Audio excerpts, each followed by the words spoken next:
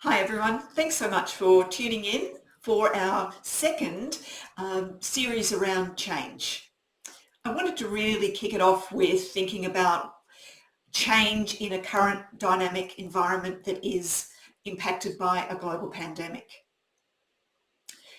This has certainly been a considerable added challenge to issues around change that is occurring naturally in workplaces as we evolve into different ways of operating, different ways of working.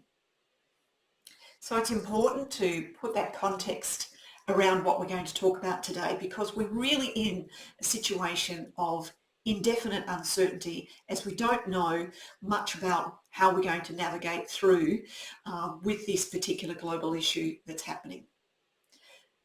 But taking it to the workplace challenge, we feel like from time to time that this is an incredible maze to navigate through. We've got layer upon layer of change occurring, and we're also operating in a dynamic global environment that is impacted by not just the pandemic, but the shifts and changes that being in a global environment actually requires of us. One thing we need to take stock of, and again referring to some of David Rock's work in the neuroscience field of leadership, is the tussle between the threat and the reward response. When change occurs, our brain naturally is evaluating whether the change is a potential threat or is there a potential reward. Now these are not necessarily in balance. A threat response for most people is a larger trigger than a reward response. So we may need to think about how we address that in the kinds of things we may need to do as leaders and managers. To decrease uncertainty is to reduce that threat response and, of course, naturally to increase a focus on what we can be certain about. Now, there are things that we may be able to control in even this most indefinite of uncertain environments. So think about what you can do at a workplace level. And one of the things to reduce threat and increase reward is to break down challenges and problems into smaller, more bite-sized chunks.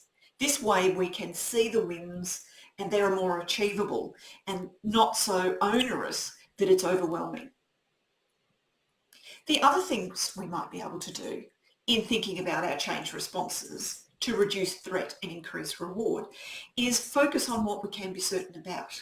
Even within the dynamic environment we find ourselves, some things won't change. So some things will be with us and endure. And we need to focus on those to get the balance right. We should also be establishing clear expectations around what the change requires of each and every member of the team. And we also need to commit to those expectations. There's nothing worse than the shifting sands of management and management opinion, which isn't required because there's no real explanation for that change. We also need to acknowledge that uncertainty is a fact of life that's even impacting you, the leader. But be very mindful to keep this in check because naturally we have mirror receptors triggered with each other, and the more we feel and show distress, the more that will be reflected in what other people take from us. So I hope these are important and useful tips on how to navigate uncertainty in a time of change. Look forward to joining and sharing with you our next segment.